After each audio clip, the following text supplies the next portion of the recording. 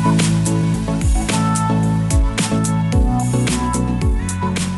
everyone and welcome back to Yasser Ali classes. Welcome back to the lecture series by Yasser Ali classes exclusively for 11th and 10th. और जैसा कि आप जानते हैं कि हम लोग अपनी NCERTs कवर कर रहे हैं थॉरली। हमने NCERT story of village Palampur पढ़ा पहले।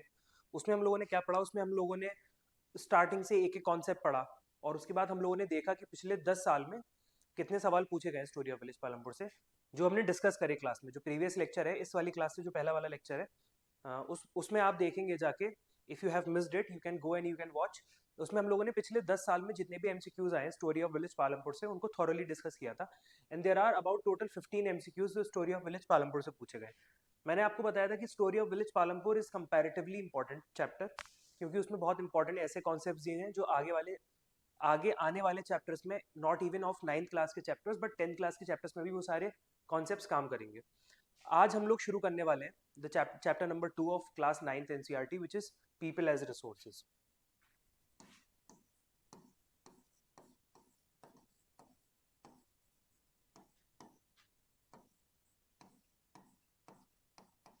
पीपल एज रिसोर्सेज शुरू करने वाले हैं।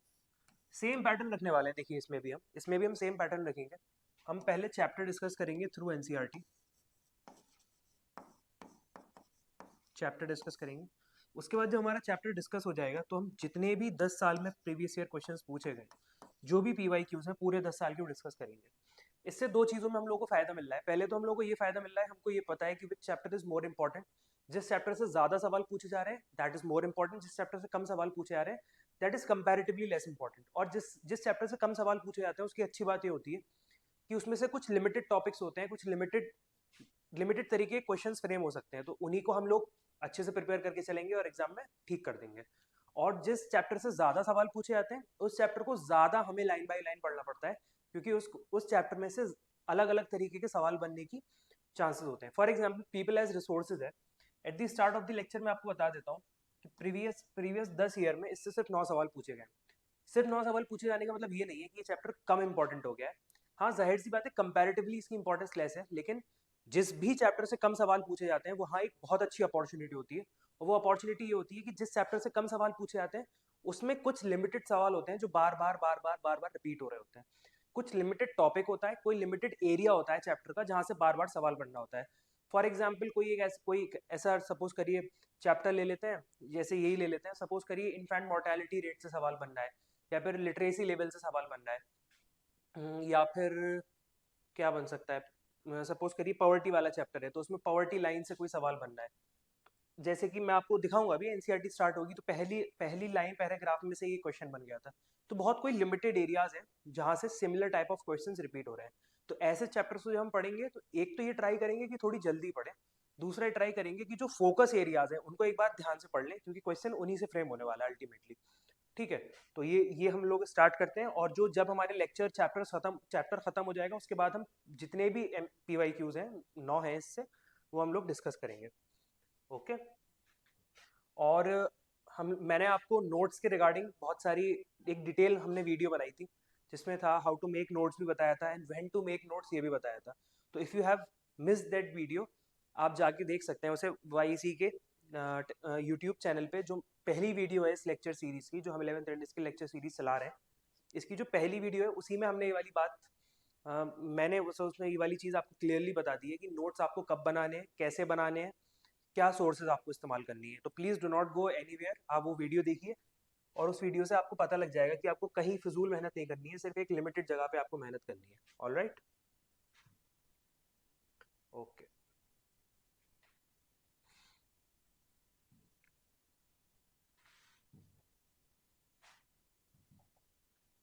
चलिए, we will start people as resource. Okay, अब देखिए क्या होता है ना, जब मैंने आपको एक पहले भी वाली चीज़ समझाई थी, दोबारा आप लोगों को ये चीज़ बता रहा हूँ। एनसीईआरटी लाइन बाय लाइन पढ़ना क्यों इंपॉर्टेंट है, एनसीईआरटी का इतना ज़्यादा रिलेवेंस क्या है। सपोज करो तुम जब इस चैप्टर के नोट्स बनाने जाओगे तो तुम ओवरव्यू पढ़ोगे, बहुत आसानी से ओवरव्यू पढ़ोगे, ये सब भी पढ़ोगे, यहाँ से मेन टॉपिक शुरू हो गया है, तुम इस टॉपिक के नोट्स बनाना शुरू कर दोगे। लेकिन जब ये चैप्टर शुरू हुआ है ना, इसके पहले पैराग्राफ से सवाल पूछा गया है एंट्रेंस में। अब जब मैं चैप्टर शुरू कर दूंगा तब आपको बताऊंगा क्या सवाल है। कह रहा है कि पीपल एज रिसोर्स में बताया गया है इज एन एफर्ट, एक एफर्ट डाला गया है एक्सप्लेन करने के लिए पॉपुलेशन को हम कैसे एसेट की तरह इस्तेमाल कर सकते हैं रादर देन लाइबिलिटी। तो क्या होता है, what is asset, what is liability, ये आपको ज़्यादा डिटेल में जानने की ज़रूरत नहीं है। क्या होता है ना, एसेट वो कोई चीज़ होती है जो हमको फ़ायदा देती है किसी भी तरीके से। हमको अगर कोई चीज़ पॉजिटिव है, हमको फ़ायदा दे रही है, दैट इज एसेट। और लाइबिलिटी क्या होती है, लाइबिलिटी एक तरीके से समझ लीजिए बोझ होता है एक, जो हमको चुकाना होता है, जो हमारे ऊपर बर्डन होता है, उसको हम बोलते हैं लाइबिलिटी। तो हम चाहते हैं कि हमारी पॉपुलेशन जो है एसेट बने, हमारी पॉपुलेशन कभी भी लाइबिलिटी ना बने। ओके सर, तो समझ में आ गया। लेकिन ये बताइए सर, एसेट और लाइबिलिटी में फ़र्क, मतलब कैसे कोई पॉपुलेशन एसेट बन जाती होगी, कैसे कोई पॉपुलेशन लाइबिलिटी बन जाती होगी, मतलब क्या क्या होता होगा ऐसा कि सपोज करो मैं एक इंसान हूँ, मैं कैसे एक एसेट बन सकता हूँ, और मैं ही एक इंसान कैसे लाइबिलिटी बन सकता हूँ। अल्टीमेटली यही हमें इस चैप्टर में पढ़ना है कि कैसे एक पॉपुलेशन एसेट बन जाती है और कैसे कोई पॉपुलेशन लाइबिलिटी बन जाती है। ठीक है, पॉपुलेशंस ह्यूमन कैपिटल बनती है। देखो फर्स्ट चैप्टर में हम लोगों ने पढ़ा था, 4 फैक्टर्स ऑफ प्रोडक्शन पढ़े थे। पहला लैंड, अनदर नेचुरल रिसोर्सेज, दूसरा लेबर पढ़ा था, तीसरा फिजिकल कैपिटल पढ़ा था, चौथा ह्यूमन कैपिटल पढ़ा था। तो आपकी जो आबादी है, जो आपकी पॉपुलेशन है, उसे वो ह्यूमन कैपिटल कब बनती है, जब आप उसमें इन्वेस्टमेंट करेंगे, जब आप उसमें खर्चा करेंगे। किस तरीके का खर्चा, उसकी एजुकेशन में खर्चा करेंगे, उसकी ट्रेनिंग में खर्चा करेंगे, उसके मेडिकल केयर में खर्चा करेंगे। अब मैं आपको अगर बताऊं कि एज इट इज सवाल पूछा गया है इस वाले पोर्शन से, एज इट इज सवाल आया है, और इनफैक्ट लाइन भी चेंज नहीं हुई है, पूरा यहाँ से लेके यहाँ तक एज इट इज पेस्ट कर दिया गया है। 11th एंट्रेंस में सवाल आया है। ठीक, इसको आप हाईलाइट कर लें अभी, या आप इसको अंडरलाइन करना चाहें तो आप इसको अंडरलाइन कर लें। ये शायद आपको ब्लैक नज़र आ रहा होगा, मैं इसका कलर चेंज कर देता हूँ। Okay, just a second.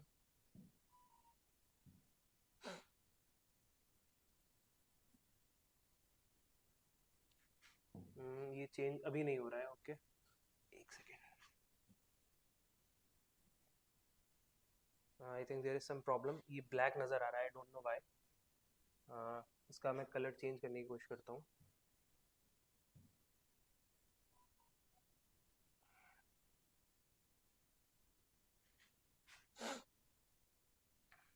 ठीक, now it will be more visible to you. ठीक है, ये मैंने अंडरलाइन कर दिया आप लोगों के लिए। Population becomes human capital when there is an investment made in the form of education, training and medical care. तो कह रहा है कि आप किसी भी पॉपुलेशन में, कोई भी आपकी आबादी है आपकी कंट्री में, बहुत सारे लोग हैं आपके, बहुत सारे लोग आपकी कंट्री में रहते हैं, जैसे कितने भी लोग हो सकते हैं, कंट्री है इसमें बहुत सारे लोग रहते हैं,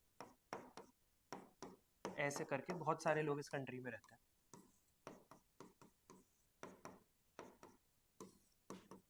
ठीक है, just to make you imagine a little bit, मैं ये बना रहा हूँ, इसकी कोई ज़रूरत नहीं है वैसे बनाने की। क्या होता है, सपोज करो ये आपकी कंट्री है, कंट्री ए है ये, इसकी कोई पॉपुलेशन है। अब अगर वहाँ की जो गवर्नमेंट है, सपोज करो वो बिल्कुल ध्यान नहीं दे रही है इस पॉपुलेशन पे, बिल्कुल ध्यान दे रही है, ना ही इनको मेडिकल फैसिलिटीज़ मिल रही है, ना ही इनको मेडिकल केयर मिल रहा है, ना ही मेडिकल केयर नहीं मिल रहा है इनको बिल्कुल भी, ना ही इनको एजुकेशन मिल रही है बिल्कुल भी, और ना ही इनको किसी भी तरीके की ट्रेनिंग दी जा रही है। ट्रेनिंग फॉर एग्जांपल बहुत सारी ट्रेनिंग हो सकती है। सपोज करो मैं आपको पढ़ाऊँ नहीं, लेकिन मैं आपको कुछ ऐसी चीज़ें सिखा दूँ जिससे आप अपनी ज़िंदगी अच्छे से गुजार सकते हो। फॉर एग्जाम्पल मैं आपको कोई स्किल सिखा दूँ, मैं आपको कोई गेम सिखा दूँ, फॉर एग्जाम्पल मैं आपको कुछ प्रोड्यूस करना सिखा दूँ, आपको खेती सिखा दूँ, फिशरी सिखा दूँ, कुछ भी सिखा दूँ, ना ही इनको मेडिकल केयर मिल रहा है, ना ही इनको एजुकेशन मिल रही है, ना ही इनको किसी भी तरीके की ट्रेनिंग मिल रही है, तो इनकी पॉपुलेशन क्या हो रही है, इनकी पॉपुलेशन बेकार हो जा रही है। सपोज करो ना मेरी क्लास में बहुत सारे बच्चे हैं, आप लोग मुझसे पढ़ रहे हो, सपोज करो आप लोग फीस दे के मेरे पास पढ़ने आ रहे हो, and I am not giving you a proper education, तो आप लोगों की फीस पूरी बेकार हो रही है ना। जब आप बड़े हो गए, सपोज करो आपको पढ़ाई नहीं मिल रही क्लास में आपको, या फिर आपके पेरेंट्स ने आपको पढ़ने नहीं भेजा, या फिर आपकी कंट्री में एजुकेशन फैसिलिटीज़ अवेलेबल नहीं थी। अब जब आप बड़े होगे तो आपके पास अगर एजुकेशन नहीं है तो आपके पास अच्छी जॉब नहीं होगी, अच्छी जॉब नहीं होगी तो आपके पास पैसे नहीं होंगे, जब आपके पास पैसे नहीं होंगे तो आप ना ही अच्छा घर ले सकते हैं, ना ही आप अच्छी मेडिकल फैसिलिटीज़ अवेल कर सकते हैं, आप कुछ भी अच्छा लाइफस्टाइल मेंटेन नहीं कर सकते। तो पॉपुलेशन आपकी पूरी लिटरली बर्बाद हो रही है। ऑन दी अदर हैंड कुछ गवर्नमेंट ऐसी होती हैं जो अच्छी गवर्नमेंट्स होती हैं, वो अपने लोगों को मेडिकल केयर भी दिलवाती है, ठीक है, वो अपने लोगों को एजुकेशन भी दिलवाती है, और वो अपने लोगों को ट्रेनिंग भी दिलवाती है। तो ये जो नॉर्मल पॉपुलेशन है, इस नॉर्मल पॉपुलेशन को जब मेडिकल केयर मिलता है, जब एजुकेशन मिलती है, जब ट्रेनिंग मिलती है, तो ये नॉर्मल पॉपुलेशन क्या बन जाती है, ह्यूमन कैपिटल, ह्यूमन कैपिटल बन जाती है। यही नॉर्मल पॉपुलेशन ह्यूमन कैपिटल बन जाती है। सपोज करो कि मैंने इन सारे लोगों को ये मेडिकल केयर एजुकेशन ट्रेनिंग नहीं दी होती तो क्या होता, यही पॉपुलेशन बेकार बन जाती, ये कभी भी ह्यूमन कैपिटल नहीं बन पाती, ये हमारे ऊपर बर्डन बन जाती। इस चीज़ को हम लोग आगे वाली आने वाली लाइंस में और अच्छे से एलैबोरेट होकर पढ़ेंगे कि बर्डन क्या होता है और कैसे पॉपुलेशन खराब हो जाती है जब गवर्नमेंट उस पर ध्यान नहीं देती है, एक्सेट्रा एक्सेट्रा। ठीक है, तो यहाँ पे हम करते हैं people as resource is a way to referring to a countries working people. जितने भी लोग उस कंट्री में काम कर रहे हैं, जितने भी लोग उस कंट्री में रह रहे हैं, उनकी बात करी गई है। हम looking at the population from this productive aspect emphasizes its ability to contribute to creation of the gross national product। कह रहा है कि जैसे कि बहुत सारी चीज़ें हमारे कंट्री में होती हैं, हेल्पफुल होती हैं। फॉर एग्जांपल किसी कंट्री का स्पोर्ट्स बहुत ज़्यादा अच्छा होता है तो वो सपोज करिए स्पोर्ट्स में बहुत ज़्यादा आगे होती है। किसी कंट्री का टूरिज्म बहुत अच्छा होता है। ऐसे ही जब किसी कंट्री का ह्यूमन रिसोर्स बहुत ज़्यादा अच्छा होता है तो वो हेल्प करता है अपनी कंट्री के डेवलपमेंट के लिए। आप पूछेंगे सर हेल्प कैसे करता हो कंट्री के डेवलपमेंट के लिए? सपोज करो मैं एक आदमी हूँ, मेरा काम है कालीन बनाता हूँ या फिर मैं कुछ भी टेबल चेयर बनाता हूँ। अब सपोज करो मैं बिल्कुल स्किल्ड नहीं हूँ, मैं दिन में एक टेबल चेयर बनाता हूँ। मेरी कंट्री में सपोज करो मैं इकलौता हूँ जो मैं टेबल चेयर बनाने वाला इंसान हूँ, मैं इकलौता इंसान हूँ टेबल चेयर बनाने वाला, और मुझे अच्छे से टेबल चेयर बनानी भी नहीं आती है। मैं पूरे दिन में एक टेबल चेयर बना रहा हूँ, तो मेरी कंट्री में पूरे दिन में कितनी टेबल चेयर बन रही होगी? एक। बट अगर मेरी गवर्नमेंट मुझको अच्छे से ट्रेन कर दे और मुझे बहुत अच्छे से टेबल चेयर बनाना आ जाए और मैं बहुत सारी टेबल चेयर बनाने लगूँ, तो ऑन दी जहाँ मैं पहले एक बना रहा था सपोज करो मैं वहाँ 5 बनाने लगूंगा, तो प्रोडक्शन कितना हो गया? 5 टाइम्स हो गया ना। तो हेल्प करता है हमारे कंट्री के प्रोडक्शन को बढ़ाने में, हमारी कंट्री के डेवलपमेंट को आगे बढ़ाने में बहुत ज़्यादा हेल्प करता है ह्यूमन रिसोर्स। ठीक है, क्या कह रहा है? This is the positive side. कह रहा है कि जब आप किसी भी कंट्री पे, जैसे हम लोग अभी पॉजिटिव बातें कर रहे हैं ना, कि जब भी हम किसी की कंट्री की पॉपुलेशन को लेते हैं, उस पॉपुलेशन पे बहुत मेहनत करते हैं, पैसा खर्च करते हैं उसकी पढ़ाई पे, उसकी मेडिकल केयर पे, तो पॉपुलेशन ह्यूमन कैपिटल बन जाती है। कह रहा है इसकी एक नेगेटिव साइड भी है। ये बताइए कि सपोज करिए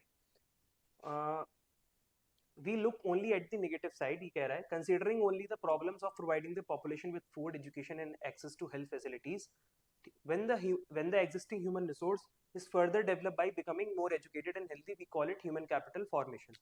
ठीक है, कह रहा है कि हम लोग सिर्फ नेगेटिव साइड देखते हैं या फिर हम लोग कभी कभी सिर्फ पॉजिटिव साइड देखते हैं, लेकिन असल में दोनों एस्पेक्ट इसके साथ जुड़े हुए हैं। जब भी किसी को ट्रेनिंग मिल जाएगी, अच्छी एजुकेशन मिल जाएगी, he will become human capital. लेकिन अगर उसको नहीं मिलेगी तो वो ह्यूमन कैपिटल नहीं बन पाएगी। तो सर आप बार बार कह रहे हैं कि किसी कंट्री को अगर आगे बढ़ाना है तो उसमें इन्वेस्टमेंट करना पड़ेगा, हम लोगों को लोगों में वो ह्यूमन कैपिटल बनाना पड़ेगा। सर सपोज करिए ह्यूमन कैपिटल नहीं बना पाए हम, तो क्या होगा? सपोज करिए सर हम लोगों ने उनको मेडिकल फैसिलिटीज दी, नहीं, क्या होगा? उसका आंसर यहाँ पर है। ठीक है, जैसे मैंने आपको बताया, ये कह रहा है कि इन्वेस्टमेंट ऐसे ही करना चाहिए हमें ह्यूमन कैपिटल में जैसे हम फिजिकल कैपिटल में करते हैं। और जैसे हम लोग कहीं पैसा लगाते हैं ना, और पैसा लगाने के बाद हमको उसका रिटर्न मिलता है। फॉर एग्जाम्पल आपने कोई चीज़ खरीदी, फिर आपको उसने महंगा करके बेच दिया आपने, तो आपने जो चीज़ खरीदी थी वो तो पैसे ही खरीदी थी। तो कह रहा है जो आपको पैसे वाली चीज़ों से, जो फिजिकल कैपिटल होती है, पैसा मतलब फिजिकल कैपिटल, तो कह रहा है जो आपको रिटर्न मिलता है ना फिजिकल कैपिटल से कोई चीज़ खरीदने में, फिर उसको बेच के आपको फायदा मिलता है, सिमिलरली आपको फायदा मिलेगा अगर आप अपने ह्यूमन कैपिटल में भी इन्वेस्ट करें। जैसे आप सपोज करो मैंने कोई ज़मीन खरीदता हूँ मैं आज एक कुछ रुपए की, और कल को उसे बहुत महंगी बेच देता हूँ, तो मैंने उस ज़मीन में पैसा इन्वेस्ट करा और उससे मुझे बहुत अच्छा रिटर्न मिला, वापसी में मुझे बहुत अच्छा प्रॉफिट मिला। लेकिन ऑन दी अदर हैंड अगर मैं अपने लोगों में, अगर मैं ह्यूमंस में भी इन्वेस्टमेंट करूंगा, ह्यूमंस में भी पैसा खर्च करूंगा, तो उसका भी रिटर्न मुझे बहुत अच्छा मिलेगा। ठीक है, ये ओवरव्यू है इस चैप्टर का। इस चैप्टर में हम यही सारी चीज़ें पढ़ने वाले हैं। ठीक है, कह रहा है कि जो ज़्यादा एजुकेटेड लोग होते हैं ना, जो ज़्यादा एजुकेटेड लोग होते हैं, सिर्फ वो अपने आप का फ़ायदा नहीं करते हैं ज़्यादा एजुकेशन लेने के बाद। वो ऐसा नहीं है कि किसी को ज़्यादा एजुकेशन मिल जाती है तो सोसाइटी में ऊपर हो जाता है, वो सिर्फ अपना फ़ायदा करता है। जो लोग ज़्यादा एजुकेटेड होते हैं, जो ज़्यादा पढ़े लिखे होते हैं, जो वेल डेवलप पीपल होते हैं, healthy people gain through higher income, society also gains in other indirect ways because the advantages of more educated or a healthier population spreads to those also who themselves are not directly educated or given health care। Clearly ये वाला paragraph आप पढ़ के देखिए कितनी ज्यादा इसमें conceptual बात बोली है, मतलब बहुत बहुत कॉन्सेप्ट, बहुत मतलब गहरी बात बोलने की कोशिश करी गई है।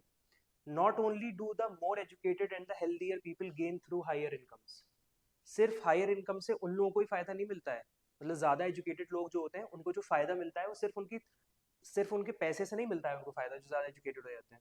Society also gains in other indirect ways, उनके जरिए सोसाइटी को भी और ज्यादा मदद मिलती है। जब भी कोई आपके चारों तरफ पढ़ी लिखी सोसाइटी होगी, पढ़े लिखे लोग होंगे, तो उससे सोसाइटी को भी बहुत ज्यादा फायदा मिलता है।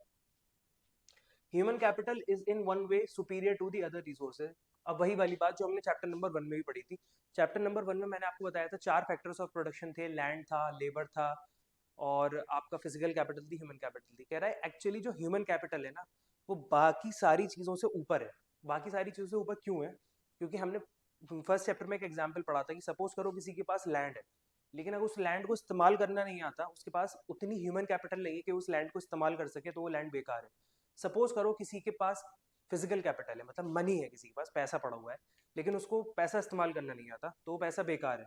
पैसा कैसे इस्तेमाल करेगा वो? Human capital. अगर उसके पास नॉलेज स्किल है, नॉलेज स्किल मतलब अगर उसके पास ह्यूमन कैपिटल है, तभी तो उस पैसे को इस्तेमाल कर पाएगा। दूसरा हमने पढ़ा था लेबर।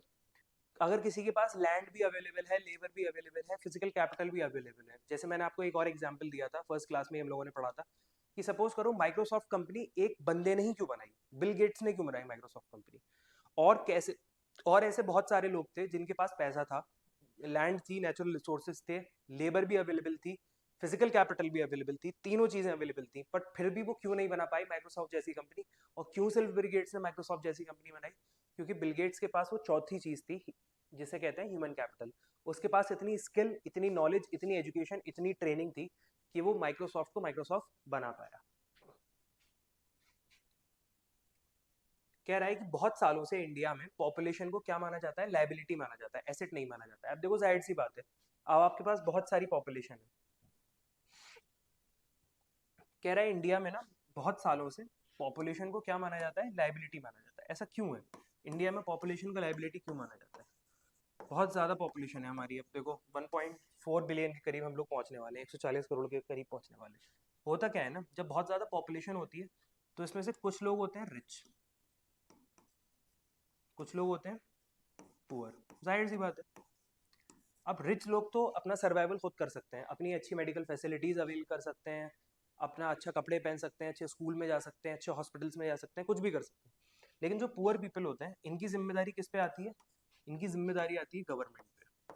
गवर्नमेंट ही इनको क्या प्रोवाइड करवाती है? गवर्नमेंट ही इनको स्कूल देती है बचपन में, जब स्कूल पढ़ने जाते हैं।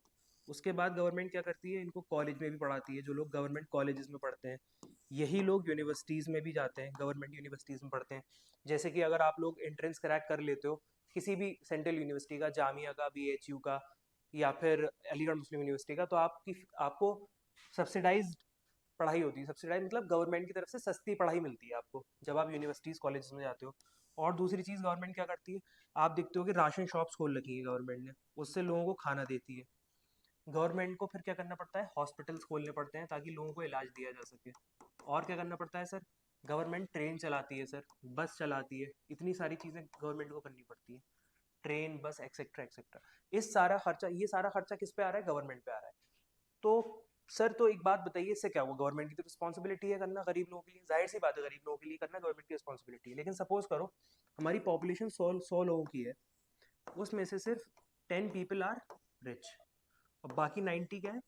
बाकी 90 belongs to the category of poor. 90 लोग पुअर है। तो सोचो जितने ज़्यादा ये पुअर लोग होंगे, उतना ज़्यादा गवर्नमेंट पे क्या आएगा? बर्डन आएगा, उतना ज़्यादा बोझ बनेंगे ये लोग गवर्नमेंट के ऊपर। इसलिए ज़्यादा पॉपुलेशन होना क्या माना जाता है? पॉपुलेशन ज़्यादा होगी तो पुअर पीपल भी ज़्यादा होंगे, गरीब लोग भी ज़्यादा होंगे। जब गरीब लोग, और अगर मैं इसे थोड़ा और बेहतर तरीके से कह सकूँ, जब पॉपुलेशन ज़्यादा होगी तो कम एजुकेट, मतलब एजुकेटेड लोग, वेल ट्रेंड लोग कम होंगे। ठीक है। और ज़्यादा लोग कौन होंगे? ज़्यादा लोग वो होंगे जिनके पास प्रॉपर एजुकेशन नहीं होगी, उनके पास प्रॉपर ट्रेनिंग नहीं होगी, उनके पास ज़्यादा पैसे नहीं होंगे। ऐसे लोग जो होंगे वो मेजोरिटी में होते हैं, और इनका फिर खर्चा कौन चलाता है? गवर्नमेंट चलाता है। तो हमेशा ये माना जाता है कि ज़्यादा पॉपुलेशन होना मतलब ज़्यादा गरीब लोग होना, और ज़्यादा गरीब लोग होना मतलब they are liability on the government, वो गवर्नमेंट पे एक तरीके से बोझ बने हुए हैं। तो आज तक बहुत सालों तक यही माना जाता था हमारे इंडिया में कि ज़्यादा पॉपुलेशन होना क्या है? एक गलत बात है, एक निगेटिव चीज़ है, ये लोग हमारे लिए लाइबिलिटी है। हमने दो चीज़ पढ़ी थी, एक एसेट और एक लाइबिलिटी। लाइबिलिटी क्या थी? लाइबिलिटी वो चीज़ थी जो हमारे ऊपर बोझ होती है। एसेट क्या था? वो हमें फ़ायदा पहुंचाता है। तो हम लोगों ने ये मान रखा था कि ये लोग हमें फ़ायदा नहीं पहुंचा सकते, ये लोग हम पे लाइबिलिटी है। और ऐसा क्यों था? इसका एक रीज़न भी था। देखो पहले इंडिया में कहाँ एजुकेशन थी इतनी? जब हम लोग 1947 में तो आज़ाद हुए, तो हम लोगों के पास ना ही इतनी ज़्यादा एजुकेशन थी, ना ही हम लोगों के पास इतनी अच्छी ट्रेनिंग थी, ना ही हम लोगों के पास इतनी अच्छी मेडिकल फैसिलिटीज़ थी। हमारे यहाँ बहुत ज़्यादा बच्चे जो पैदा होते ही मर जाया करते थे। हमारे मतलब पूरे के पूरे ऐसे गांव थे जहाँ पे स्कूल्स नहीं हुआ करते थे, पीपल वर नॉट एजुकेटेड। तो जाहिर सी बात है, अगर किसी के पास एजुकेशन नहीं होगी, वो खा नहीं पाएगा, कमा नहीं पाएगा, तो वो बोझ बनेगा देश पे। उसको अल्टीमेटली गवर्नमेंट को जिम्मेदारी लेनी पड़ेगी उसको खिलाने की। और सपोज करो तुम्हारे पास जॉब नहीं है, क्योंकि तुम पढ़े लिखे नहीं थे, तुम्हारे पास जॉब नहीं थी। अब तुम्हारा जॉब नहीं है, तुम्हारे पास पैसे नहीं है, पैसे नहीं है तुम्हारे पास, तो तुम गवर्नमेंट पे डिपेंड रहोगे कि जब तुम्हारी तबीयत खराब होगी तो गवर्नमेंट तुम्हारा इलाज करवाएगी। अगर तुम्हारे पैसे होते तुम प्राइवेट जगह जाके इलाज करवा लेते। तो ये सारे रीजंस थे कि हमेशा हमारी माना जाता था कि ज्यादा लोग हैं, मतलब यार पॉपुलेशन जो है हमारी बर्डन बनती आ रही है, लाइबिलिटी बनती आ रही है, एसेट नहीं बन रही है हमारे लिए। बट क्या होता है sir, but population need not to be a burden for the economy, it can be turned into a productive asset by investment in human capital। कह रहा है कि लेकिन जरूरी नहीं है कि ज्यादा पॉपुलेशन होने का मतलब ये है कि ज्यादा पॉपुलेशन हमेशा बर्डन ही होगी। हम पॉपुलेशन को लाइबिलिटी नहीं, हम उसे प्रोडक्टिव एसेट भी बना सकते हैं। और हमने आपको बताया कि हम एसेट कैसे बना सकते हैं। सपोज करिए मेरी कंट्री में 100 लोग रहते हैं, मैं उन 100 लोगों को अच्छी एजुकेशन प्रोवाइड करवाता हूँ, मैं उन 100 लोगों को अच्छे स्कूल्स में भेजता हूँ, अच्छी यूनिवर्सिटीज़ में भेजता हूँ, उसके बाद उनकी अच्छी जॉब्स लगेंगी। मैं उन लोगों को बहुत अच्छी मेडिकल फैसिलिटीज़ अवेलेबल करवाता हूँ, ताकि उनकी तबीयत ख़राब हो तो वो ठीक हो जाए जल्दी से। फिर जो लोग पढ़ नहीं पा रहे हैं, मैं उनको अच्छी ट्रेनिंग दिलवा रहा हूँ किसी भी चीज़ में, कालीन बनवाने में, चेयर टेबल बनवाने में, कुछ भी करवाने में उनको अच्छी ट्रेनिंग दिलवा रहा हूँ। अगर मैं इतनी सारी अच्छी चीज़ें उनके साथ कर दूंगा, तो वो जब जाएंगे पढ़ लिख कर बाहर निकलेंगे यूनिवर्सिटी से, तो उनकी जॉब लगेगी, जॉब लगेगी, वो पैसे कमाएंगे, पैसे कमाएंगे तो देश का भी डेवलपमेंट होगा। अब आप पूछेंगे सर वो पैसे कमा रहे हैं तो देश का डेवलपमेंट कैसे हो रहा है? ये कॉन्सेप्ट हम जीडीपी में पढ़ेंगे। बस आप अभी के लिए इतना समझ लीजिए कि जब वो पैसा कमाएंगे तो देश का भी डेवलपमेंट होगा। इसका एक छोटा सा एग्जाम्पल ये है कि जब वो पैसा कमाएंगे तो टैक्स जमा करेंगे, टैक्स के बाद आता है गवर्नमेंट के पास आता है, तो गवर्नमेंट की भी कमाई होगी। और फिर जो गवर्नमेंट इतना ज़्यादा खर्चा कर रही है आपके स्कूल्स में, यूनिवर्सिटीज़ में, हॉस्पिटल्स में, उसमें थोड़ा रिलैक्सेशन हो जाएगा ना। जब आप लोग के पास पैसा आ जाएगा तो आप इतने डिपेंडेंट हो जाओगे कि आप खुद से जाके किसी प्राइवेट स्कूल में एडमिशन ले सको, प्राइवेट यूनिवर्सिटी में एडमिशन ले सको, प्राइवेट हॉस्पिटल में जाके अपना इलाज करवा सको। तो इससे क्या होगा, जब हमारी पॉपुलेशन को हम ह्यूमन कैपिटल में बदल देंगे। कैसे बदल देंगे? By spending resource on education, health, etcetera etcetera. अब आप इमेजिन करके देखो कि सपोज करो एक इंसान था, उसने अपने बच्चे को गवर्नमेंट स्कूल में डाला, तो गवर्नमेंट उसकी फीस भर रही थी। फिर वो गवर्नमेंट स्कूल से गवर्नमेंट यूनिवर्सिटी में गया, तो गवर्नमेंट उसकी फीस भर रही थी। लग सपोज करो उसने एमबीबीएस कर लिया, या उसने बीटेक कर लिया, या उसने बीकॉम कर लिया, कुछ भी कर लिया। प्राइमरी स्कूल से लेके यूनिवर्सिटी तक गवर्नमेंट ने उसकी फीस भरी। बीच में उसकी कहीं तबीयत भी खराब हुई तो गवर्नमेंट हॉस्पिटल में लेके गए, गवर्नमेंट ने उसका इलाज का भी खर्चा देखा, ठीक है। तो बचपन से लेके बड़े होने तक गवर्नमेंट ने उस पर लाखों करोड़ों रुपए खर्च कर दिए उस एक बच्चे पे। अभी आपको लग रहा होगा सर लाखों करोड़ों कैसे हुए, बट लाखों करोड़ों रुपए एक इंसान पर खर्च होते हैं बचपन से लेके बड़े होने तक। तो सपोज करो गवर्नमेंट इतना खर्चा उस इंसान पे कर रही है, इतना उस इंसान पे कर रही है, खर्चा क्यों कर रही है? ताकि वो एक ह्यूमन कैपिटल बन सके, वो हमें प्रोडक्टिव रिजल्ट्स निकाल के दे सके, अच्छे रिजल्ट्स निकाल के दे सके। ठीक है, यहाँ पे दो स्टोरीज बताई गई हैं, एक सकल की स्टोरी है और एक विलास की स्टोरी है। इस स्टोरी को पढ़ के हमको ये पता लगने वाला है, अगर आप इसको चाहें तो एक बार पॉज करके इस स्टोरी को खुद पढ़ सकते हैं। इसमें हम ये पढ़ने वाले हैं, after some time got a job, कि सकल जो था, इसके पेरेंट्स ने इसको भेजा, स्कूल पढ़ने के लिए भेजा, और इसको अच्छी एजुकेशन प्रोवाइड करवाई। अच्छी एजुकेशन प्रोवाइड करवाई मतलब इसमें इन्वेस्टमेंट करा, इसके पेरेंट्स ने इसकी एजुकेशन में इन्वेस्टमेंट करा, जिसका रिटर्न इसे बहुत साल बाद मिला, इसकी अच्छी जॉब लग गई। ऑन दी अदर हैंड एक विलास की स्टोरी है। विलास जो था, मतलब सकल की स्टोरी तो देखो पॉजिटिव स्टोरी है यहाँ पे, कि सकल की जो पेरेंट्स थे वो उसको भेजते थे स्कूल, और उसने स्कूल कंप्लीट करा, फिर उसके बाद उसने एक कंप्यूटर कोर्स करा, फिर उसकी एक जॉब लग गई और उसकी लाइफ बहुत सेटल्ड हो गई। सिमिलरली एक विलास की स्टोरी है। विलास की स्टोरी में क्या है, 11 ईयर ओल्ड बॉय था, ठीक है, जिस विलेज में सकल रहता था उसी विलेज में ये रहता था। विलास के father Mahesh was a fisherman, he was a fisherman. Vilas के जो फादर थे वो मछली का काम किया करते थे। तो उसके फादर की डेथ हो जाती है जब वो 2 साल का था, ठीक है। उसकी जो मदर है उनको अपनी फैमिली को फीड करने के लिए वो मछली बेचा करती थी, ठीक है। She bought fish from the land owners, वो जाती थी पॉन्ड से मछली खरीदा करती थी, उसके बाद लाके मंडी में बेचा करती थी। उनको बहुत कम पैसे मिला करते थे, ठीक है। तो इस वजह से क्या हुआ ना, विलास जो था उसको अच्छा खाना अवेलेबल नहीं हो पाया। सपोज करो किसी को पैसे इतने कम मिल रहे हैं, तो वो अपनी हेल्थ पे तो ध्यान देगा नहीं, वो सिर्फ इतना ध्यान देगा कि उसको बस थोड़ा बहुत उसको बेयर मिनिमम खाने का, पेट भरने का पैसा मिल जाए।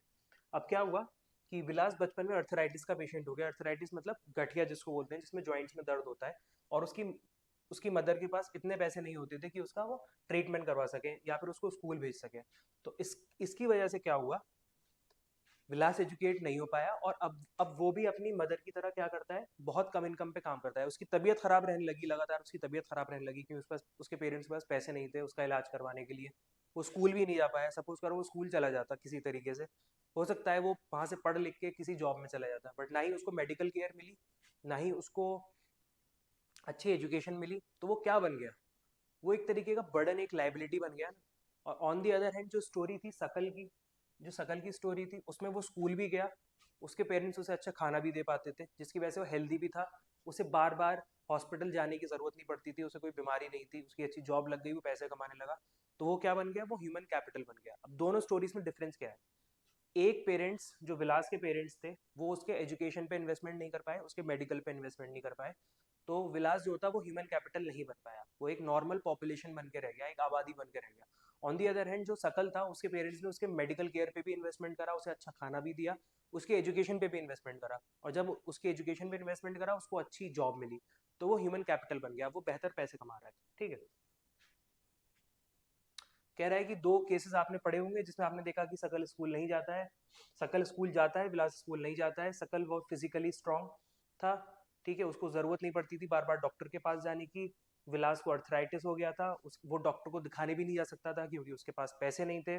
शकल को एक जॉब मिल जाती है प्राइवेट फर्म में, और ऑन दी अदर एंड विलास जो है वो वही काम करने लगता है जो उसकी पेरेंट्स किया करते थे, और बहुत कम इनकम पे काम कर रहा है। सपोज करो, इमेजिन करके देखो, ये जो विलास की स्टोरी है, अब ये कम इनकम पे काम कर रहा है, बहुत बेयर इनकम, मिनिमम इनकम पे काम कर रहा है। सपोज करो इसका कोई बच्चा होता है इन फ्यूचर जाके, और ये खुद इतनी कम इनकम पे काम कर रहा है, तो क्या ये उसको बेटर एजुकेशन दे पाएगा, क्या ये उसको बेटर हेल्थ फैसिलिटीज दे पाएगा, नहीं दे पाएगा। यही रीज़न है कि जो आप देखते हैं कि जो हाइयर इनकम वाले लोग होते हैं, people who are earning more, वो अपने बच्चों को अच्छी एजुकेशन दे पाते हैं और वो सक्सीड हो जाते हैं। आपने पढ़ा होगा कि स्टोरीज आती है कि रिक्शे वाले का बेटा आईएएस बन गया, या फिर एक मजदूर का बेटा डॉक्टर बन गया। वो स्टोरीज इंस्पिरेशनल इसलिए होती है क्योंकि उन लोगों के पास बचपन में इतने पैसे नहीं थे कि उनको अच्छी मेडिकल, अच्छी एजुकेशन फैसिलिटीज दे पाए। ऑल्दो उन्होंने उस इतने बुरे हालात में भी उन्होंने सारी चीज़ों के अगेंस्ट जाके अच्छी एजुकेशन ली, और बहुत अच्छी एजुकेशन ली, बहुत मेहनत करी और उस मुकाम पर पहुंच गए। क्योंकि जो लोग ऑलरेडी हायर इनकम वाले थे उनके पास तो ये सारी फैसिलिटीज़ आसानी से अवेलेबल थी, बहुत आसानी से अवेलेबल थी, उनको अच्छी एजुकेशन भी मिल जाती थी, ट्यूशन्स भी मिल रहे थे, प्राइवेट कोचिंग में भी जा रहे थे, बट पुअर पीपल नहीं जा पा रहे थे। इसलिए वो स्टोरीज असल में इतनी ज़्यादा इंस्पिरेशनल इसलिए होती हैं क्योंकि वाकई उन लोगों ने बहुत ज़्यादा मेहनत की होती है। ठीक है, तो यहीं आता है हमारे गवर्नमेंट का रोल, भी यहीं आता है। अब एक बात बताओ, सपोज करो ये जो विलास की स्टोरी है, जो सॉरी विलास की स्टोरी है, जो खुद बहुत ज़्यादा मतलब बीमार रहा अपनी पूरी लाइफ, अच्छी एजुकेशन नहीं जी पाया, अब वो क्या करेगा, अब उसका बच्चा होगा तो वो एजुकेशन कैसे लेगा। यहाँ आता है गवर्नमेंट का रोल। गवर्नमेंट इन गरीब लोगों के लिए, इन पुअर पीपल के लिए स्कीम्स लेकर आती है ताकि इन लोगों के बच्चों को एजुकेशन मिल पाए, फ्री में हेल्थ मिल पाए, मतलब फ्री में मेडिकल केयर मिल पाए। ठीक है, जो हम कह रहे थे ना, और मैंने आपसे कहा ना बर्डन बन जाते हैं। बर्डन क्यों बनते हैं, क्योंकि सपोज करो पहले तो विलास की मम्मी का अगर कोई भी बीमारी होगी तो कहाँ जाएंगी, विलास, मैं सही नाम ले रहा हूँ, यस विलास, कहाँ जाएंगी, गवर्नमेंट हॉस्पिटल में जाएंगी, गवर्नमेंट उनका खर्चा उठाएगी। फिर विलास भी बीमार था, अगर वो अपने खर्चे के लिए जाएगा तो गवर्नमेंट हॉस्पिटल में जाएगा। उसका सपोज करो बच्चा होता है, तो विलास तो बहुत कम कमाता है, बच्चे की भी अगर तबीयत खराब होगी तो उसको कहाँ लेके जाएगा, गवर्नमेंट हॉस्पिटल में। तो 3 जनरेशन, 3 पीढ़ी की इलाज कौन करवा रहा है, गवर्नमेंट करवा रहा है, और इसका सारा पैसा कौन दे रहा है, गवर्नमेंट दे रही है। तो इसीलिए जो लोग, जिन पे मेडिकल केयर, जिन्हें बचपन से अच्छी नहीं मिली होती है या फिर जिनको अच्छी एजुकेशन नहीं मिली होती है, वो बर्डन बन जाते हैं कंट्री के लिए। और जब भी मैं कह रहा हूँ कंट्री के लिए बर्डन बन जाते हैं, तो मतलब गवर्नमेंट के लिए बर्डन बन जाते हैं, गवर्नमेंट को उन पे बहुत ज़्यादा पैसा खर्च करना पड़ता है। ऑलराइट, ओके, आगे बढ़ते हैं। ये वही, ये सक्सेस स्टोरी सुना रहा है कि किस तरीके से शकल जो है एजुकेशन मिली उसको, एक्सेट्रा एक्सेट्रा, ये मैंने आपको बता दिया। Investment in human resource, investment जब ह्यूमन रिसोर्स में करा जाता है, एजुकेशन और मेडिकल दी जाती है, तो हाई रेट्स ऑफ रिटर्न मिल सकते हैं। ठीक है, वही वाली बात सेम रिपीट कर रहा है, जो पहले बात बोली थी वही रिपीट कर रहा है कि जैसे आप कोई चीज़ लेके बेचते हो तो आपको बहुत अच्छा रिटर्न मिलता है, इसी तरीके से आप किसी ह्यूमन कैपिटल में अच्छा इन्वेस्टमेंट करोगे उसके एजुकेशन में, उसके मेडिकल केयर में, तो आपको बहुत अच्छा रिटर्न मिलेगा। इसका एक बहुत छोटा सा एग्जाम्पल लेके देखते हैं हम लोग। सचिन तेंदुलकर का एग्जाम्पल ले लो या विराट कोहली का एग्जाम्पल ले लो, क्योंकि आप लोग स्पोर्ट्स में ज़्यादा रहते हो तो स्पोर्ट्स की बात कर लेते हैं। चलो, अब सपोज करो विराट कोहली की तबीयत ख़राब होती बचपन में, सपोज करिए उसकी तबीयत ख़राब होती और उसको अच्छी मेडिकल केयर नहीं मिलती, या फिर उसको उसको अच्छी ट्रेनिंग नहीं मिलती क्रिकेट में, तो क्या आज वो उस मुकाम पे पहुंच पाता जहाँ पे वो पहुंचा हुआ है इंटरनेशनल क्रिकेट में? ऑब्वियसली नहीं पहुंच पाता। और कोई एग्जाम्पल लेते हैं, सत्य नडेला का एग्जाम्पल लेते हैं। ठीक है, सत्य नडेला का एग्जाम्पल लेते हैं। वो आज दुनिया की सबसे टॉप कंपनी का सीईओ है, ठीक है, और इंडियन है। तो सपोज करो अगर उसको नहीं अवेलेबल हो पाती बचपन में इतनी अच्छी एजुकेशन, तो क्या वो आज उस मुकाम पर पहुंचता? कभी नहीं पहुंच पाता, है ना? तो वही विराट कोहली, वही सत्य नडेला आज लाइबिलिटी बन चुके होते हैं इंडिया के लिए। आज इंडियन गवर्नमेंट को ही उनको खिलाना पड़ रहा होता है बिठाल कर। ऑन दी अदर हैंड अब वो इंडिया के लिए कितने लॉरेल्स लेकर आ रहे हैं, कितना बड़ा उन्होंने नाम किया है, just because of Virat Kohli कितना ज्यादा स्पोर्ट्स में इंडिया का नाम हुआ है। ठीक है, कह रहा है अ चाइल्ड टू, जब एक कोई बच्चा होता है, with investment made on her education and health can yield higher returns. वही वाली बात कह रहा है कि जब किसी बच्चे के हेल्थ पर, उसके एजुकेशन पर बहुत ज़्यादा इन्वेस्टमेंट किया जाता है, मतलब बहुत अच्छा इन्वेस्टमेंट किया जाता है, तो वो सोसाइटी को भी बहुत ज़्यादा बेनिफिट पहुंचाता है और अपने आप भी ज़्यादा पैसे कमाता है। Educated parents are found to invest more heavily on the education of their child. कह रहा है जो एजुकेटेड पेरेंट्स होते हैं ना, जो पेरेंट्स होते हैं जिनके पास ऑलरेडी एजुकेशन होती है, ये देखा गया है आमतौर पर कि वो ज़्यादा खर्चा करते हैं अपने बच्चों के ऊपर, एजुकेशन पर, ट्रेनिंग पर, क्योंकि उनको पता होता है ना, उनको वैल्यू पता होती है, उनको पता होता है कि हम लोगों को एजुकेशन मिल गई, और वो अवेयर भी होते हैं। सपोज करिए इसके पास पैसे होते हैं, उसे हर चीज़ का अवेलेबिलिटी होती है, वो जानता है कि न्यूज़पेपर में क्या आ रहा है, वो जानता है आजकल दुनिया में क्या चल रहा है, कौन सी एजुकेशन ज़्यादा इंपॉर्टेंट चल रही है, अगर एजुकेशन नहीं मिली तो मेरे बच्चों का क्या होगा, वो जानता है कि कितना खर्चा है मेडिकल केयर में, एक्सेट्रा एक्सेट्रा। तो जितने भी आपको कह रहा है कि ज़्यादातर पेरेंट्स मिलेंगे पढ़े लिखे, ठीक है, बिकॉज दे हैव रियलाइज, उनको पता लग गया है कि इंपॉर्टेंस क्या है एजुकेशन की। They are also conscious of proper nutrition and hygiene. जो ज़्यादा पढ़े लिखे लोग हैं, बता रहा है, वो ज़्यादा कॉन्शियस हैं न्यूट्रिशन को लेके कि कैसा खाना खिलाना चाहिए, कैसा हाइजीन। अब फॉर एग्जाम्पल आप लोगों के अमूमन, मतलब I guess 98% of the people who are watching this video, आपके घर में जब आपको खाना दिया जाता होगा, तो क्या ये सोच कर दिया जाता है कि अरे नहीं आज तुमने इतना प्रोटीन इंटेक ले लिया है, अब तुम थोड़ा सा कार्बोहाइड्रेट ले लो, अरे आज तुमको ये वाला न्यूट्रिशन नहीं मिल पाया, अरे इस खाने में ये वाले विटामिन नहीं होते। अगर मैं और आप बात करें, मेरे घर में भी आपके घर में भी, तो एक बहुत ही कॉमन तरीके की डाइट चलती है। चावल पक रहे हैं, रोटी पक रही है, सेम तरीके की सब्जियां पक रही हैं, सेम तरीके का मीट या डेयरी प्रोडक्ट्स, पनीर वगैरह पक रहा है। कभी हम लोग इतना तो ध्यान देते नहीं है कि क्या क्या इसमें प्रॉपर न्यूट्रिशन मिल रहा है, नहीं मिल रहा है, क्या हम लोगों को जो चीज़ें आयरन वगैरह की कमी हो रही है वो इन सब चीज़ों में मिल रही नहीं, हमको लगता है पेट भर गया, दैट्स इट। लेकिन जो पढ़े लिखे लोग होते हैं उनको इन सारी चीज़ों की अवेयरनेस होती है, इसलिए वो अपने बच्चों को प्रॉपर हाइजीन, हाइजीन मतलब साफ सुथराई के साथ और प्रॉपर न्यूट्रिशन के साथ खाना देते हैं। ये एक बहुत ज़्यादा विशेष साइकिल है, ठीक है। दस created in this case, in contrast a विशेष cycle may be created disadvantage parent. कह रहा है कि देखो एक साइकिल क्रिएट हो रही है, जैसे मैं तुमको लिख के बताता हूँ। देखो, सपोज करो एजुकेटेड पेरेंट्स थे, एजुकेटेड पेरेंट्स थे मतलब इनके पास बेटर इनकम होगी, ठीक है, ये एजुकेटेड पेरेंट्स थे, तो सपोज करो इनके पास इनकम भी अच्छी होगी। एक सेकेंड, ये नज़र नहीं आ रहा ना आप लोगों को, जस्ट अ सेकेंड।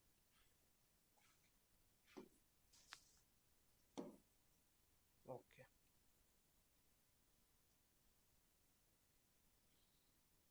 इनके पास अच्छी इनकम होगी, अच्छी इनकम होगी, ये बेटर हेल्थ फैसिलिटीज़ इनके पास अवेलेबल होंगी, और इनके पास बेटर एजुकेशन है, तो इनके पास बेटर नॉलेज है कि क्या चीज़ दुनिया में चल रही है, क्या नहीं चल रही है, कौन सा खाना अच्छा है, कौन सा खाना बुरा है, एक्सेट्रा, ये सब इनको पता है। जब एजुकेटेड पेरेंट्स के बच्चे होंगे, तो वो ये सारी एजुकेशन, ये जितनी एजुकेशन उनके पास थी,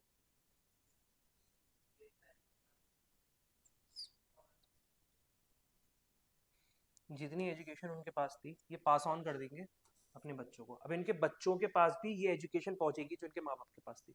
अब इनके पास अच्छे पैसे थे तो ये अपने बच्चों को अच्छी एजुकेशन दे पाएंगे, बेटर एजुकेशन मिलेगी, अच्छे स्कूल्स में जाएंगे, एजुकेशन मिलेगी, स्कूल्स में जाएंगे, बेटर टीचर्स से पढ़ेंगे, ठीक है, बेटर हेल्थ फैसिलिटीज़ होंगी, इन्हें न्यूट्रिशन का सेंस होगा, क्या खाना चाहिए क्या नहीं खाना चाहिए, सब इन्हें पता होगा। ठीक है, तो इनकी लाइफस्टाइल भी अच्छी हो जाएगी, ये अच्छे कॉलेज में पढ़ेंगे, अच्छी जॉब मिलेगी, ये भी अच्छा कमाने लगेंगे, जब ये अच्छा कमाने लगेंगे तो फिर ये अपने बच्चों को फर्दर और अच्छी फैसिलिटीज अवेल कर पाएंगे। ये तो पॉजिटिव साइड है। ऑन दी अदर एंड क्या होता है, एक इसकी एक नेगेटिव साइड भी है। नेगेटिव साइड ये है कि सपोज करो एक बंदा है, वो पुअर है, पुअर पेरेंट्स है, इसके पेरेंट्स, ये पेरेंट्स पुअर है, इनके पास ना ही अवेलेबल है एजुकेशन, ना ही इन्हें किसी चीज़ की नॉलेज है, ना ही इनके पास हेल्थ फैसिलिटीज़ हैं, ना ही इनको कोई न्यूट्रिशन का ध्यान है। न्यूट्रिशन का ध्यान कैसे होगा यार, सोचो खुद। अगर उनको ये लग रहा होगा कि बस में हमारा पेट भर जाए, न्यूट्रिशन तो बहुत दूर की बात है। ठीक है, न्यूट्रिशन का तो कोई नहीं सोचेगा पेट भरते हैं। अब जब इनके चिल्ड्रन, जब इनके बच्चे होंगे, तो जस्ट बिकॉज इनके पास एजुकेशन नहीं थी, तो इनके पास पैसे भी नहीं होंगे, इनकम भी नहीं होगी इनके पास, तो क्या ये अपने बच्चों को हेल्थ दे पाएंगे अच्छी? नहीं दे पाएंगे। क्या ये अपने बच्चों को एजुकेशन दे पाएंगे अच्छी? नहीं दे पाएंगे। और अल्टीमेटली ये लोग भी कैसे बन जाएंगे? पुअर बन जाएंगे, क्योंकि इनके पास एजुकेशन नहीं होगी, एजुकेशन नहीं होगी तो जॉब नहीं लगेगी, और जॉब नहीं लगेगी तो फिर से ये लोग पुअर बन जाएंगे। तो एक बहुत विशियस साइकिल है, मतलब एक ऐसी साइकिल है जिसमें इंसान फंस जाता है। इसलिए आपने सुना होगा कि अमीर अमीर और अमीर होता जा रहा है, गरीब और गरीब होता जा रहा है वाले, आपने कहावतें सुनी होंगी। वो इसीलिए है क्योंकि एक जनरेशन से दूसरी जनरेशन में चीज़ें पास ऑन होती हैं। जो इनको मिला इन्होंने आगे पास ऑन किया, पास ऑन करा, अच्छी एजुकेशन पास ऑन करी, तो ये लोग भी एजुकेटेड बने, अमीर बने, पढ़े लिखे बने। इन लोगों के पास ना ही एजुकेशन थी ना ही पैसा था, तो इन्होंने क्या पास ऑन किया? ये कुछ पास ऑन नहीं कर पाए। शायद अच्छे संस्कार, अच्छा कल्चर ही दे पाए होंगे बस, उसके अलावा कुछ नहीं दे पाए। तो इस बंदे को या तो बहुत मेहनत करनी पड़ेगी, और बहुत मेहनत करके पढ़ाई लिखाई करके अमीर बनना पड़ेगा, तो वो तो एक अलग केस है। चलिए वो बन जाता है, ऐसे ऐसी इंस्पिरेशनल स्टोरीज हमने पढ़ी हैं। लेकिन सपोज करो अगर ये नहीं बन पाया, तो फिर इसके जो फर्दर बच्चे होंगे वो भी similar, non educated, non nutrition और पुअर होंगे। ठीक है, तो ये एक विशेष साइकिल है जिसमें जिसमें अगर एक बार इंसान फंस जाता है, तो या तो अमीर से और अमीर होता चला जाता है, और गरीब से गरीब और गरीब होता चला जाता है। ठीक है, ये आखिरी पैराग्राफ है इस चैप्टर का। इसके बाद हम लोग इसको कवर ख़त्म करेंगे।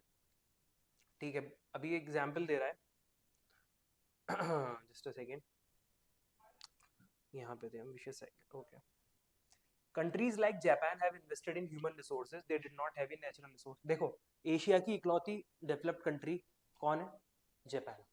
एशिया में इतनी बड़ी बड़ी कंट्रीज हैं, चाइना भी है एशिया में, but it is not developed, India is not developed, हम सब डेवलपिंग कंट्री हैं, डेवलप नहीं हो पाया अभी तक। जापान ऐसी कंट्री है, देखो जापान के साथ हिरोशिमा नागासाकी वाला केस हुआ था, 2 एटम बम गिरे थे आके, पूरा हिरोशिमा नागासाकी बर्बाद हो गया था। दूसरा, जापान में बहुत ज़्यादा अर्थक्वेक आते हैं, इतने ज़्यादा अर्थक्वेक आते हैं, उनकी बिल्डिंग्स कोलैप्स हो जाती हैं, वो लोग हमेशा डर में रहते हैं कि कब अर्थक्वेक आ जाए। कहते हैं ऑन एन एवरेज दिन में एक अर्थक्वेक आ जाता है जापान में। उनके पास कोई खेती नहीं होती है, उनके पास कोई ऐसी नेचुरल रिसोर्स नहीं है, ना ही उनके पास ऐसा है कि ज़मीन में से सोना निकल रहा है, डायमंड निकल रहा है, आयरन निकल रहा है, ऐसा कुछ नहीं है उनके साथ। ना ही उनके पास बहुत ज़्यादा फर्टाइल ज़मीन है जिस पे बहुत अच्छी फसल कर सकें। फॉर एग्जांपल चैप्टर 1 में हमने इंडिया में पढ़ा था, इंडिया के पास बहुत ज़्यादा फर्टाइल ज़मीन है, फिर उसमें हम ग्रीन रिवोल्यूशन लेकर आए थे और हमारा प्रोडक्शन बहुत बढ़ गया था एकदम। उनके पास ऐसा भी कुछ नहीं है। इन लोगों के पास कोई बहुत बड़ी इंडस्ट्री भी नहीं है। तो उन लोगों ने क्या किया, बेसिकली वो आज डेवलप कैसे बन गए? क्योंकि उनके पास एक ऐसी चीज़ थी जो सबके पास होती है, लेकिन कोई उस पर इन्वेस्टमेंट नहीं करता है। सब दूसरी दूसरी चीज़ों पे इन्वेस्टमेंट करते हैं, लेकिन जो सबसे मेन चीज़ है उस पर इन्वेस्टमेंट नहीं करते हैं, वो है ह्यूमन कैपिटल। उन्होंने अपनी ह्यूमन कैपिटल, अपनी ह्यूमन एजुकेशन, अपनी मेडिकल केयर, अपनी ट्रेनिंग पे इतनी मेहनत करी, इतनी मेहनत करी, अपने लोगों को इतना काबिल बनाया कि आज वो दुनिया भर में मौजूद है, अपनी कंट्री में भी काम कर रहे हैं, दुनिया भर में जाके काम कर रहे हैं, और Japan is the only develop country right now. सिर्फ एक जरिया है जापानीज का जहाँ से उनको थोड़ा कुछ मिल जाता है, वो है सी फूड। जापान जो है वो समुद्र के किनारे है, वहाँ पे बहुत अच्छी फिशेस पकड़ी जाती हैं, और वो वही फिशेस को खाते हैं, उसी का काम करते हैं। लेकिन सिर्फ फिशेस के बदौलत तो वो डेवलप कंट्री नहीं बन सकते थे। तो उन्होंने अपनी ह्यूमन कैपिटल पे इतनी मेहनत करी, इतनी मेहनत करी, कि आज वो एक डेवलप कंट्री बन गए। यही फर्क होता है एक एक कंट्री को, एक पॉपुलेशन को बर्डन बनना, या एक पॉपुलेशन को एसेट बनना। अगर कोई पॉपुलेशन जिस पे आप बहुत अच्छे से मेहनत करोगे, बहुत अच्छे से उसको एजुकेशन दोगे, बहुत अच्छे से उसको ट्रेनिंग दोगे, सब कुछ करोगे, मेडिकल केयर दोगे, तो वही पॉपुलेशन एक दिन आपकी एसेट बन जाएगी, आपकी देश के डेवलपमेंट में काम करेगी। और वही एजुकेशन और वही पॉपुलेशन जिस पे आप बिल्कुल ध्यान नहीं दोगे, आपने 10,000 लोग, आपकी कंट्री में 1 करोड़ लोग हैं, आप उनका एजुकेशन नहीं दे रहे हो, आप उनको मेडिकल केयर नहीं दे रहे हो, ट्रेनिंग नहीं दे रहे हो, उनका ध्यान नहीं रख रहे हो, तो अल्टीमेटली वो आप पर ही बर्डन बनेंगे, लौट के कंट्री पर, गवर्नमेंट पर ही बर्डन बनते हैं। ठीक है, तो इस वक्त इंडिया का क्या केस है, जैसे हमने चैप्टर स्टार्ट किया तो हमने पढ़ा था कि इंडिया में हमेशा से पॉपुलेशन को बर्डन माना जाता था, लेकिन अब ये माना जा रहा है कि हमारे पास जो ये सेंचुरी, अगली जो सदी आने वाली है, अगली जो 100 साल आने वाले हैं, ये इंडिया को बिलोंग करते हैं, क्योंकि इंडिया के पास सबसे ज़्यादा यंग पॉपुलेशन है इस वक्त दुनिया में, सबसे ज़्यादा जवान लोग इंडिया में हैं जो अच्छे स्किल्ड हैं, अच्छे पढ़े लिखे हैं, अब हमारे पास मेडिकल फैसिलिटीज़ भी अच्छी हो चुकी हैं, और हम लोग बहुत कुछ कर सकते हैं दुनिया में जाके, पूरी दुनिया में नाम रोशन कर सकते हैं और इंडिया को बहुत आगे लेके जा सकते हैं। तो फ़र्क क्या हुआ, पहले हम लोग क्या नहीं कर पा रहे थे, मेडिकल केयर नहीं कर पा रहे थे और एजुकेशन नहीं कर पा रहे थे, इसीलिए हमारी पॉपुलेशन एक बर्डन बनी हुई थी। अब हम इन दोनों चीज़ों पे काम करना शुरू कर दिया, एक मेडिकल के पे भी काम करना शुरू कर दिया और एजुकेशन पे भी काम करना शुरू कर दिया, तो यही पॉपुलेशन जो हमारी बर्डन थी, ये अब हमारी एसेट बनना शुरू हो गई है, हमको और फ़ायदा दे रही है। इस चैप्टर में से 2-3 सवाल बहुत इंपॉर्टेंट है। पहला तो यही है कि ह्यूमन कैपिटल का क्या मतलब है। ह्यूमन कैपिटल का मतलब है इन्वेस्ट करना, सॉरी, ह्यूमन कैपिटल में इन्वेस्टमेंट का क्या मतलब है, एजुकेशन में इन्वेस्टमेंट करना, ट्रेनिंग में इन्वेस्टमेंट करना, मेडिकल केयर में इन्वेस्टमेंट करना, ये बहुत इंपॉर्टेंट है इसका। ठीक है, तो आज के लिए हम इसको क्लोज करते हैं, अपने इस टॉपिक को क्लोज करते हैं। Economic activities by man and women पढ़ेंगे हम कि कौन कौन सी ऐसी इकोनॉमिक एक्टिविटीज़ हैं जो आदमी, औरतें, लोग भाग करते हैं। ठीक है, thank you so much. If you like this video, please like it, or if you don't like anything, if you want me to add something, if you want some other thing also, if you want this lecture series for other subject also, please write down in the comment section. Thank you so much.